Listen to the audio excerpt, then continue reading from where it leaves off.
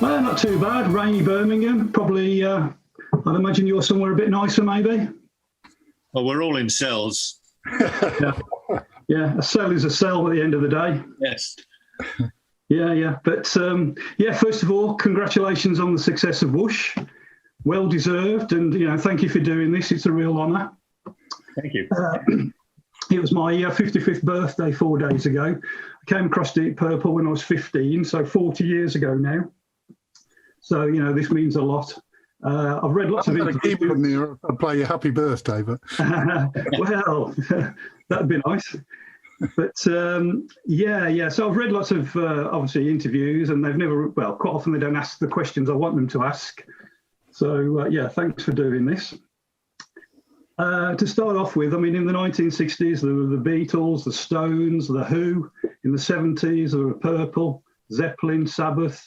And then in the 80s, bands like AC/DC, Iron Maiden and Guns N' Roses, distinctive, inventive bands with great frontmen. And then seemingly it stopped. In 50 to 100 years, original vinyl and CDs from these bands, I think, will be worth a fortune. Students will be studying classical music and the roots of classical rock. Deep Purple will be considered pioneers of combining orchestras, keyboards, guitars, jazz, blues and rock and roll. It seems to me that there's a new appreciation of Deep Purple that's already begun. Your reputation has grown and you seem to get more respect from journalists. Don't know about that. I don't think so. But don't you think I haven't noticed. In the last 10, 20 years, a bit more respect? I think actually the fact that it's been so long gives people a sort of grudging admiration that we've actually lasted this long. It's interesting that you pick out three bands from each era. And what's happening now is that there are so many different worlds and so many different bands and so much music, and it's just impossible to pick out three bands. There's so many, and it's impossible, I think. I mean, in the 90s, there were Nirvana, there was Pearl Jam, there was Alice in Chains. That would be my pick for the people who carried the torch kind of thing. But you're right, after that, it peters out a bit. There's all the thrash metal and all that side of things and hundreds of bands. What was that festival we played in France? It was great. There was a band called Gojira. They were absolutely incredible, but I couldn't make out any music, really. Mm. Do you know what I mean? Yeah. It all seems to have kind of ceased bit by bit. But, when you look at, say, Mozart, for example, that can still be heard today. It's played note for note. But future Deep Purple fans, they might have to rely on tribute bands, I think, to hear your music live in the future. Well, I would think so. Yeah, but I mean, have you ever considered, sometime in the future, passing on the baton and recruiting and training Deep Purple Part 2, and then imparting your experience before they find their own style, and that will continue the spirit of Deep Purple maybe for another 50 years. That's a thought. we could train our children to take over when we're gone. I'm not sure that they want that though, but I do think that a lot of the music from the 20th and the 21st century will live on, and it will be by cover bands, by tribute bands. Yeah, that's what I was thinking. But I mean, maybe 5 of Ian Paice's grandchildren, maybe in 2040, might want to get together and form a band. Who knows? Yeah. But apparently, even the 4 sons of the Beatles have even considered doing something similar. But yeah, I did. I was doing a festival, and there was the guy who wrote the lyrics for Cream. What's his name? Pete Brown. Pete Brown was there with his band, and on bass was Jack Bruce's son, and on drums was Ginger Baker's son. And they did, I forget what they were called, Cream, and they had another guitarist as well. I forget what they called him. But it was, I was expecting to hate, this is going to be terrible. Actually, it was quite good. Pete Brown was great. He was great. Yeah. Well, yeah, I think there's something intangible that gets passed down. If you've got a relationship with the people that you're kind of playing the music of. So that's what made me think it. And, along the same lines, I mean, Roger, no doubt your children, your grandchildren will eventually become gatekeepers of your songs.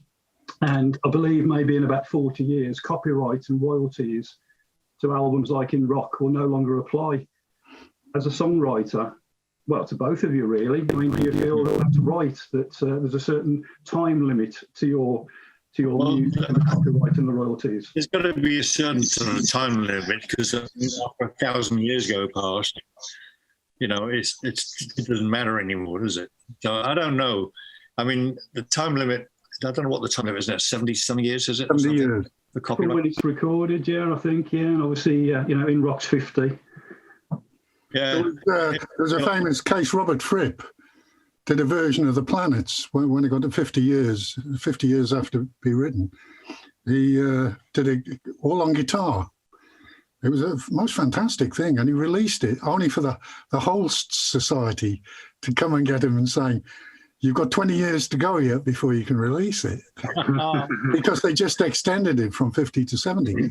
I think he'd actually sold 6,000 records. He had to, he had to call them all back and give everyone the money back. It was terrible. In my studio here, and I've had a studio obviously for many decades, there are boxes and boxes of memorabilia and cassettes and DVDs and so much crap. Yet it's got a kind of value because of I'm in Deep Purple, and I worry about when I finally pop off, I'm leaving behind such a headache for my children and grandchildren. They've got to sort through this, and all the things that you think are important when you're alive are just crap when you're dead. It's trash. Yeah, well, no, you've got plenty of time to, once you do eventually retire, to sort through it all. You become the next Jimmy Page, maybe, and spend years and years doing albums. I retired when I was 19. This is my retirement. My whole life has been a retirement. Yeah. Well, yeah, respect.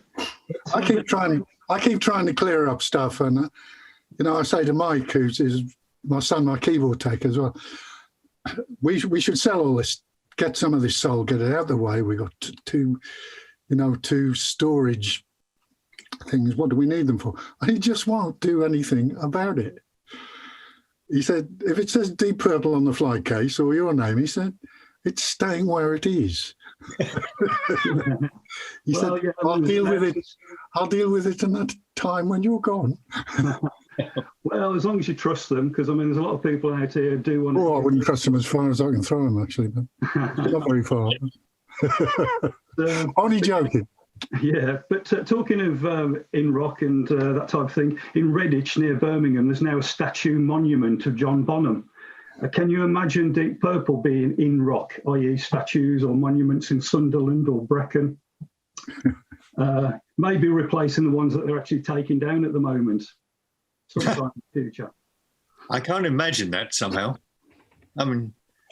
It's a sort of dubious honour to have a bunch of stone carved into your likeness. I can't imagine that.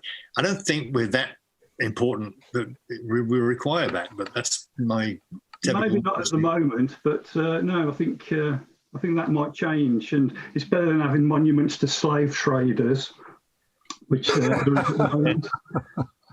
But I was going to suggest the White Cliffs of Dover being re-chiselled. Maybe that would work. That would keep the enemy away, wouldn't it? I remember something I saw on telly years ago. Duke Ellington was on a BBC Two arts programme, about 1971, shortly before he died, being interviewed by a very respectful man called Stanley Downs, who just obviously worshipped the Grand Duke Walked-On. And he said to Duke, you are now being regarded as, one of the greatest forces in 20th century music. A pioneer, breaking new ground, a genius. And Duke looked at him in amazement. He said, I'm just a jive time piano player having fun. He said, that's all I am. And I thought it was a beautiful thing to say. You don't think of yourself as being important. It's a terrible responsibility being a musician. And if you let it go, you know, you're not a good musician anymore, and you won't be doing your job. So you've got keeping on top is the hardest thing, Yeah, and it keeps you very humble. Actually, Yeah. But with at least 6 months to go before COVID disappears, have you considered recording some rock and roll blues favourites, maybe inviting contemporaries like Brian May, Geezer Butler, Rick Wakeman, you know, that big gang to join in, a kind of Deep Purple All-Stars, a Green Bullfrog album and documentary, something along those lines? I'm glad. no. Let you know when COVID's going to end. That's great. That's great news. Say that again. 6 months. Great. 6 months and you'll be back rehearsing, back on tour. We've it's fairly quick to do a studio album after Whoosh, but we are contemplating that. Probably next year. We're out of work for a year, 18 months. It's difficult. And so rather than just twiddling our thumbs, we'll probably go back in the studio and attempt another album. Who knows if the tour is going to happen next year? So that's another reason. So we'll see. Yeah. I mean, there's some musicians, that are kind of concerned that they're going to get a bit rusty over the next few months with the layoff. Is that a worry to Deep Purple? Yeah, I picked up a bass guitar the other day, and it's like a piece of wood that you hang around your neck. I'm not quite sure what to do with it. I exaggerate, only slightly. Yeah. But going to the album, All the Same in the Dark, great melody, groove, lyrics. It mentions, I guess we'll never know what happened down in Mexico. Is this a reference to some problems that you had touring Mexico or something else that you can share with us? Could be. Could be. Maybe it just was a nice word that rhymes. I don't know.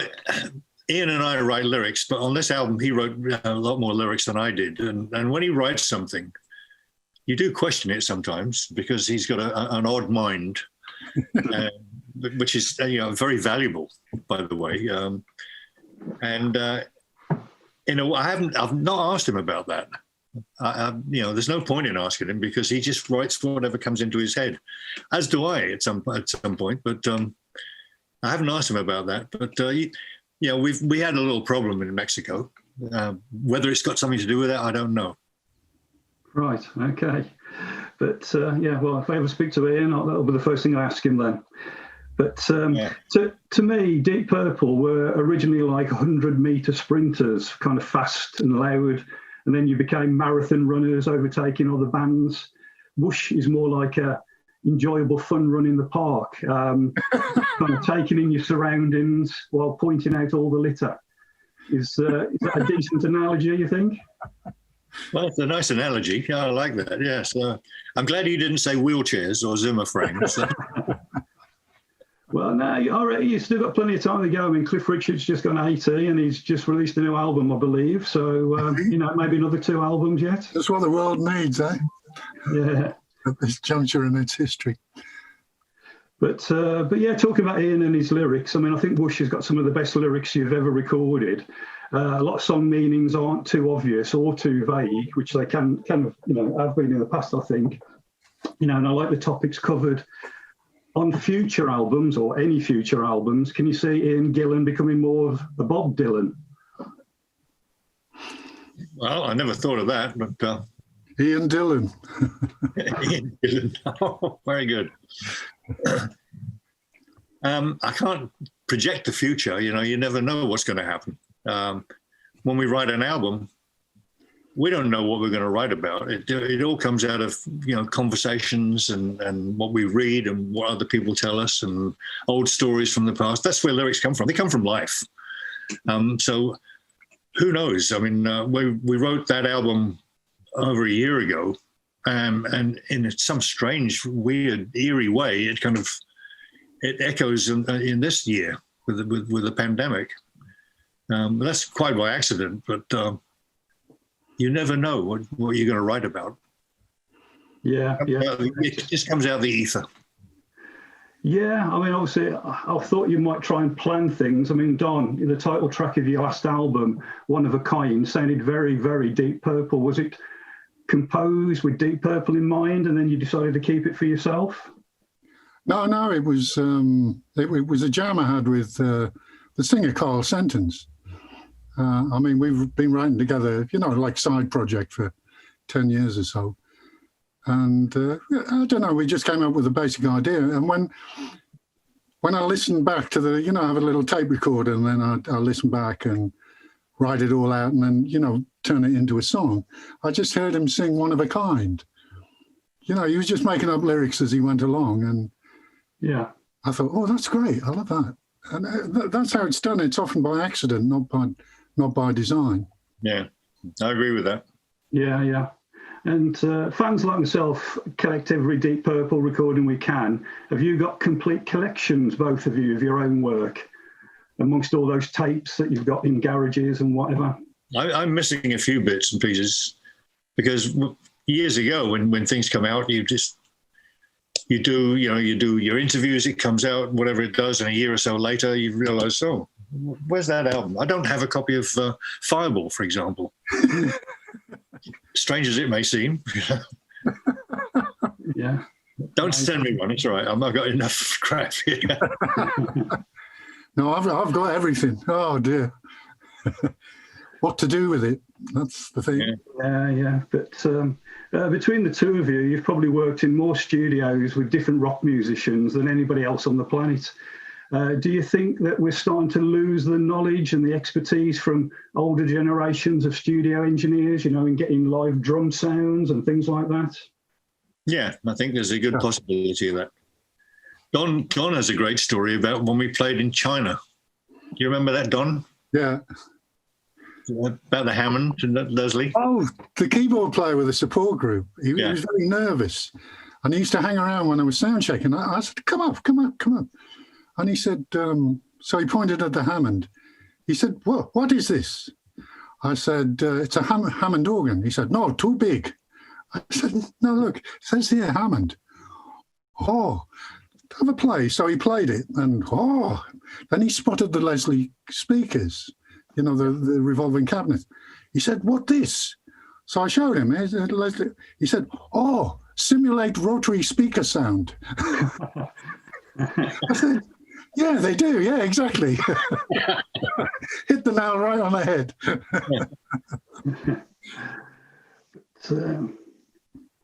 I mean, it's somebody, I got a manufacturer in who does computer plugins, and they've got every keyboard ever made.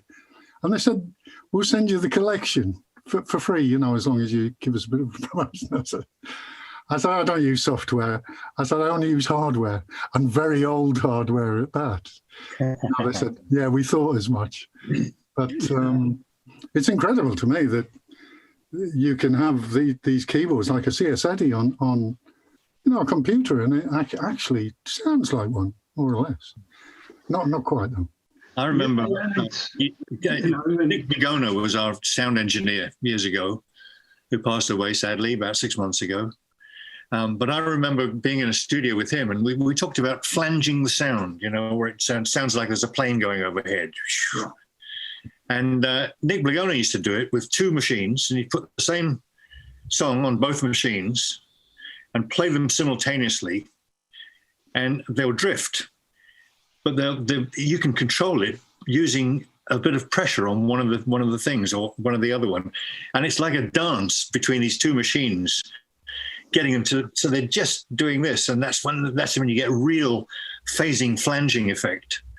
Now, of course, you can buy a box that's about this big, you plug it in, and it does it for you, but it's not as good. It's not as good. I mean, no, the Chili Peppers used flanging. They went on that track. Is it Californication? The end of the guitar solo, there's a flanging, and they couldn't get the sound, and they eventually got Eddie Kramer in. He said he could do it, but nobody was allowed in to watch him. And he came in with a couple of machines. It took him about half an hour, apparently. It sounds amazing. Yeah. But he just wouldn't let on to anybody how he'd done it. You think of Itchy Creek Park by the Small Faces as well. Oh, God, yeah. That's fine. Yeah, it must have been one of the first ones, I guess. Yeah, with that type of flanging type thing. It was invented by George Martin at the behest of Peter Sellers. And Peter Sellers in The Goon Show had a character called Fred Flange. And he said when they were recording one of the Goons albums, said to George Martin, "I want a funny effect on the voice." So that's what they did. I think George Martin invented it, but they called it flanging because his character was called Fred Flange. And not many people know that. Not many people know that. Oh. But the world knows it now.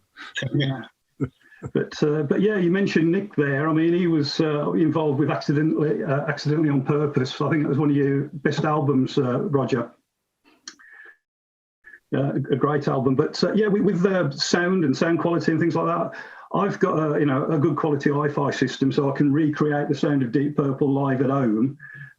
Do you both still occasionally sit in front of a home system and listen to your favourite albums start to finish, or is it just through car stereos and studio monitors and earbuds? Yeah, I mean, especially in the car, I don't like cars that are fitted out with incredible hi-fi boom boxes and stuff. I like bog standard thing, because that's how most people are going to listen to stuff. And I've certainly in the past sent wires out from the control room when I'm mixing out to my car and plugged it into the car speaker and just go and sit in the car and listen to the finished thing as a guide to where I'm going. Is it any good, or the bass is too loud or whatever? So yeah, I think you have to listen on all things.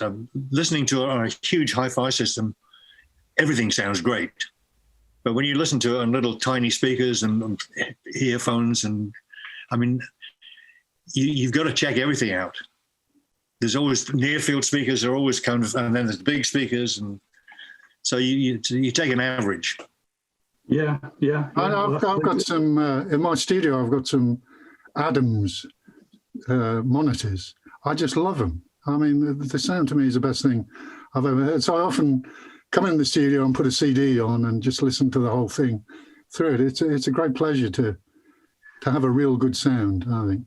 Yeah, I mean, as I was saying before about things not being passed down, I mean, if you listen to, I don't know, a Paul Simon album from 1975 and then one from 2015, the one in 1975 just sounds better.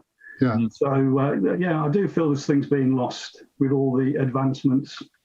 Yeah, my son's just was digging around in the garage and he found an old stereo system, which he set up in his own place. He found my old Technics record deck from 1975 and a couple of amps and stuff from the 80s, and they still work. And he's playing records really for the first time in his life. And he's absolutely blown away by it. The Beach Boys, God Only Knows album. He just, Mike said he can't remember experiencing anything like it. Listening to the clarity and he can't explain it. It's really overwhelmed him, Yeah. I mean, I think it's just taking that and then kind of moving, advancing at the same time. I mean, Deep Purple seem to regenerate and reinvent themselves every 10 years. I mean, one of my favourite tracks on Bush is the bonus track, Dancing in My Sleep. Could this electronic rock style be something that you do more of in the future? Or is that maybe a step too far, you think, for the fans? I mean, that was an accident. It was just I pressed a note and I thought, what's this sound on one of my keyboards? And I pressed it.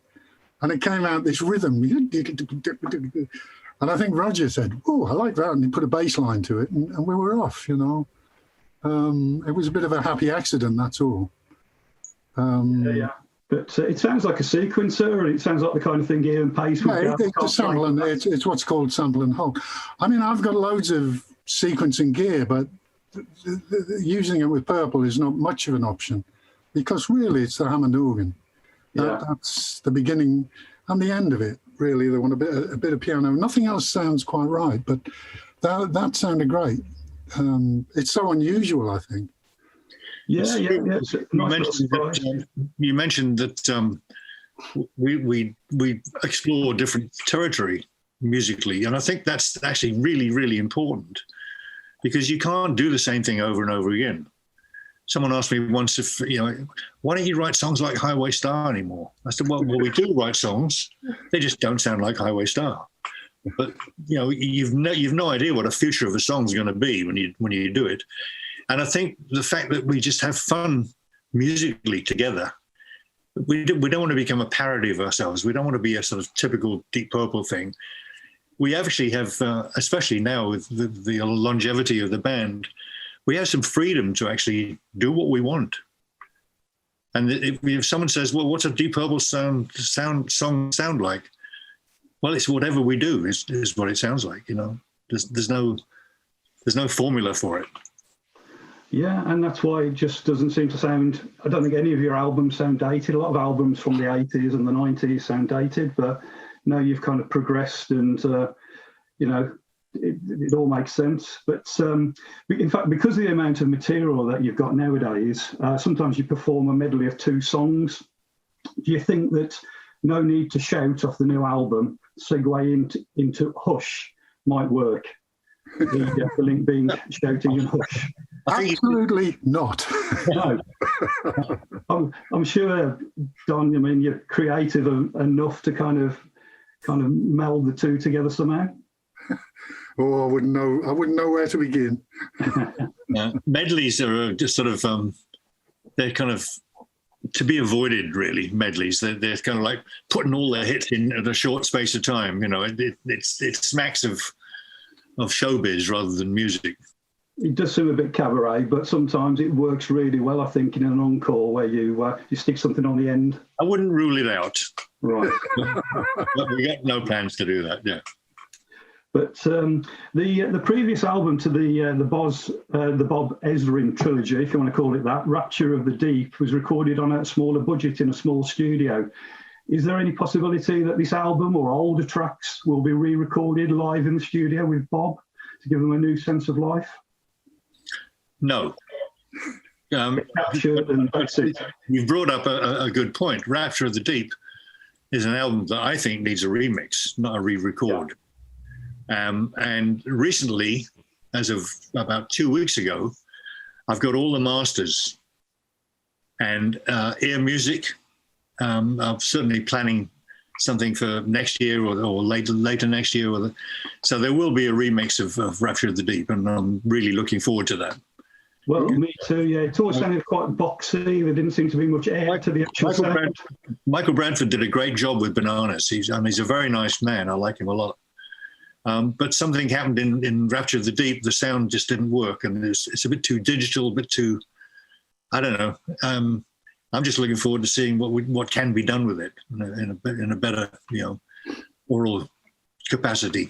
Yeah, it sounded maybe a bit overloaded or something. I'm not really sure, but yeah, I really look forward to that because the tracks were great, including the bonus track on that. A lot of your bonus tracks seem to be as good as anything else that you do, little B-sides and extra bits. Yeah. But yeah, imaginary scenario. It's next summer, fingers crossed. The tour's on. Ian Gillan gets laryngitis, unfortunately, but Rob Alford, Bruce Dickinson and Jimmy Barnes volunteer to stand in for one night each. Which night on stage would you look forward to the most? Jimmy Barnes. Jimmy Barnes, yeah. Obviously, he's been on stage with you quite a few times in the past. So I just worked with him once. I've done a few charity gigs with him, but I did a thing called Living Loud. Oh, yeah.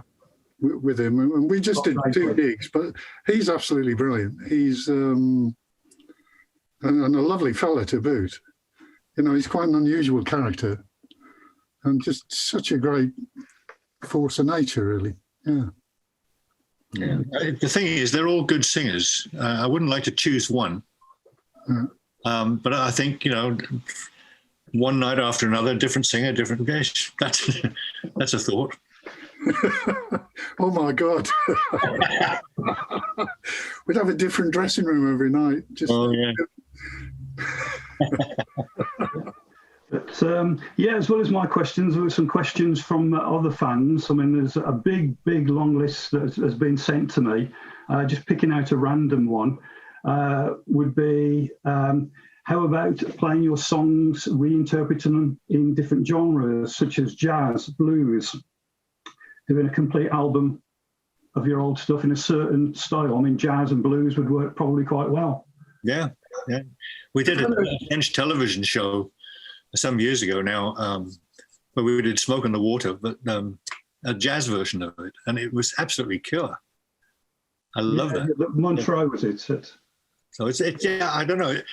we're not twiddling our thumbs, waiting for things to do. Really, we've got a sort of another album possibly in mind, and the next touring as well in mind. There may be come a point where we've really got nothing to do, and we'll go in and we'll do a reggae version of everything. You know, I'd love that. I'd love that. Smoke on the Water would be great. I've got a great reggae version, a dub version actually of Smoke on the Water. That blows me away. So yeah, it's possible. Yeah, and or maybe an acoustic album. You know, piano, acoustic guitars, unplugged, possibly something like that. Meh. We've never done that much the acoustic thing because we're not that sort of band, and the songs don't suit that. We did it once, and it was only John Lord, Steve, and me in a studio in South Africa doing it. But we've never ventured to that unplugged area. No. No. We're scared. We're scared stiff. Yeah. Another question that came up that was sent on to me. It says Steve and Roger sometimes do backing vocals during live gigs. Have they ever done that on a Deep Purple record, or is it always purely Ian Gillan? It's always purely Ian Gillan. You're talking about the rest of us singing along with him? Yeah, you know, so on Hell to Pay, you know, something like that, where there's a gang vocal. Is it just Ian? Yeah. Well, that's just a shout. That's not singing. I don't have anything like Ian Gillan's range, and I certainly don't have any pitch perfections. Don, on the other hand, is a very humble singer. He thinks he's got no voice, but he's got pitch perfect, and he sounds actually great. I've heard it. Yeah. So based on that, Don, can you give us a quick burst of something, please?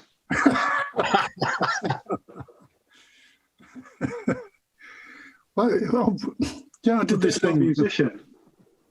I did this thing for the Russian fans the other day.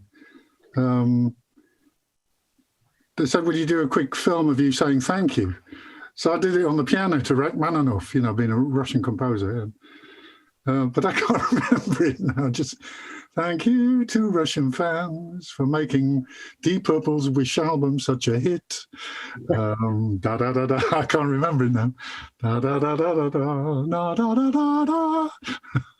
Yeah, you've got Most beautiful tune in the world, absolutely ruined. Well, forget Jimmy Barnes. I think you've got the job. But, I get the impression from other interviews that you might be planning autobiographies in the future. I think Don might have brought something out that only came out in Japanese a couple of years ago, but will there be proper autobiographies from both of you at some point? Yes. Well, yeah. Yeah.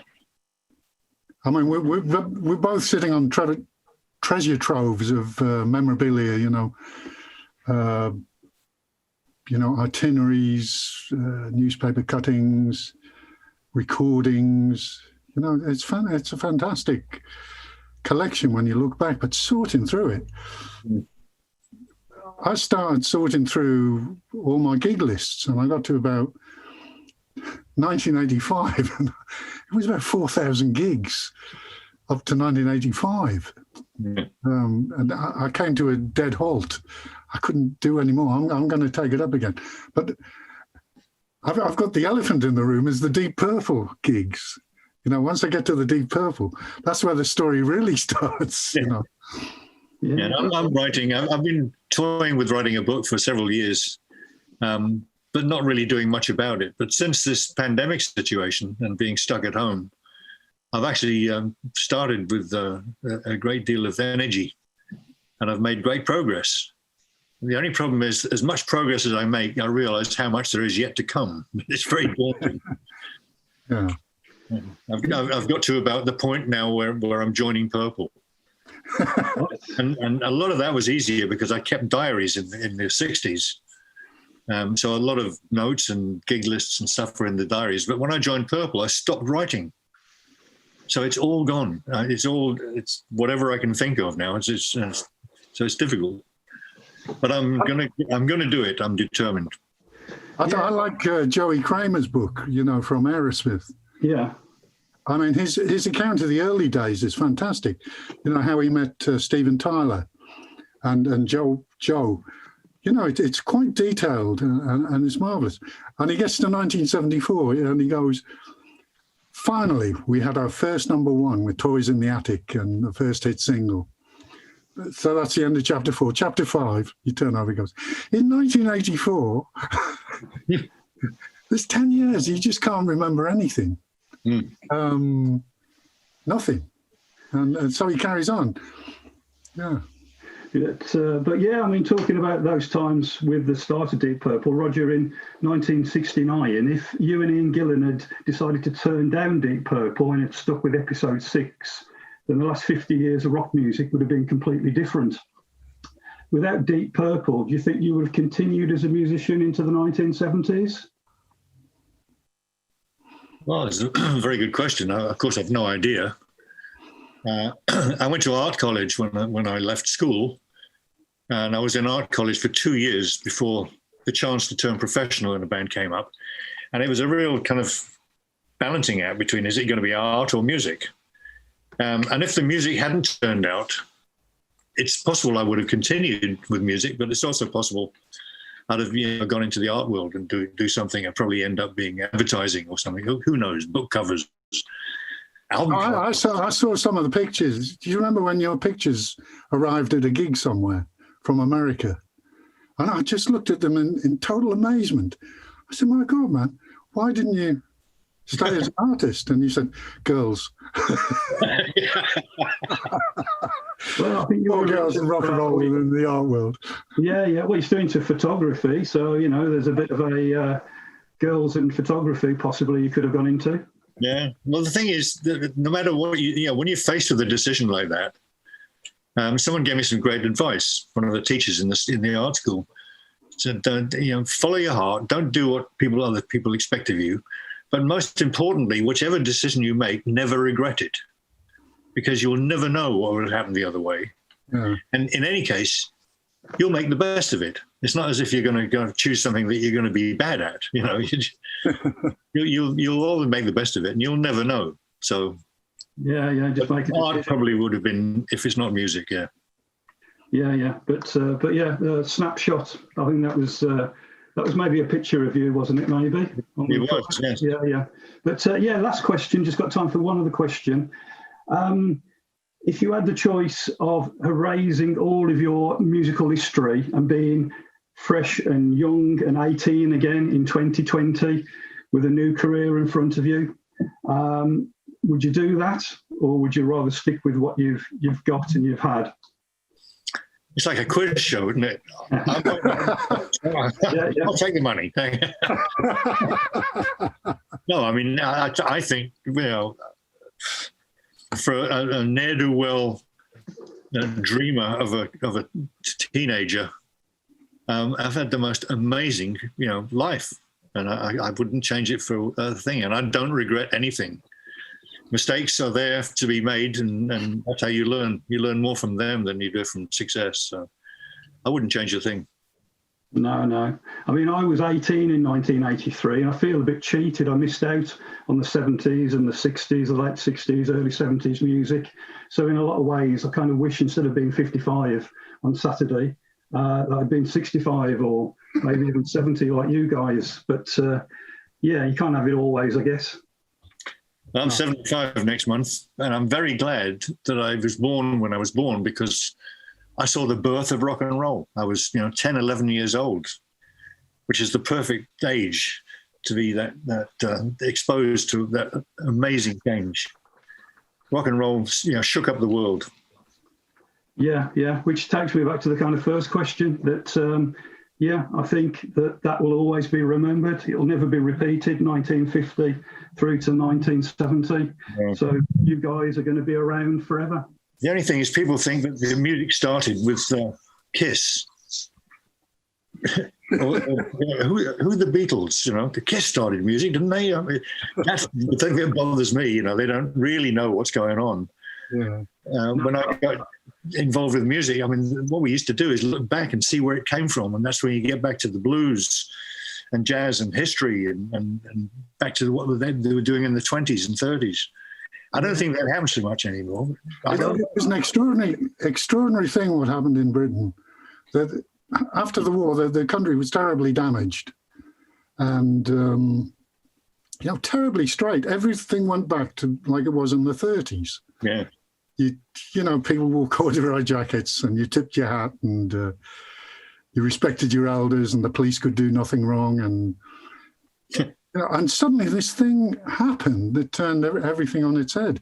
It was quite the most extraordinary experience. And I think I'm very proud of being an English rock musician, because we had a great thing to do with it. We created this strange little country. Somehow we cut the path. They led everybody else down it, with the Beatles, and then with, Sabbath and Purple and Zeppelin. It's amazing. And Bill Bryson mentions it. He said why he loves England so much. He said because it produced, Shakespeare, the Beatles, rock music, and pork pies. But before the 1950s, blues and jazz and things like that, there's no proper recordings, black and white footage, maybe that kind of thing. But you guys have got so much footage, live concerts, videos, recordings. That's why I think you guys and other bands from the 50s, 60s, 70s and 80s will be remembered as being the instigators and the pioneers. So, it's been a pleasure speaking to you. And some great answers. So, I've really, really enjoyed it. It's kind of made my 2020, a lot better than it was going to be anyway. So, hopefully, I'll see you in Birmingham next year. Fingers crossed. Oh. Yeah. And all the stuff that we've done this year, this in our lifetimes, is going to look very dated in 100 years from now when everything's holograms. And they'll be looking at, what's this DVD? What's that? You never know, do you? You don't know, but I've got a feeling it will be around for a long, long time. So. Yeah, it's been great talking to you. So I hope your families, your road crew, and yourselves all stay safe over the next 6 to 12 months. Been brilliant speaking to you. Thank you, and a belated happy birthday to you. Yeah. Nearly 55. Thank you very much. Luxury. Don't know how I could have forgotten.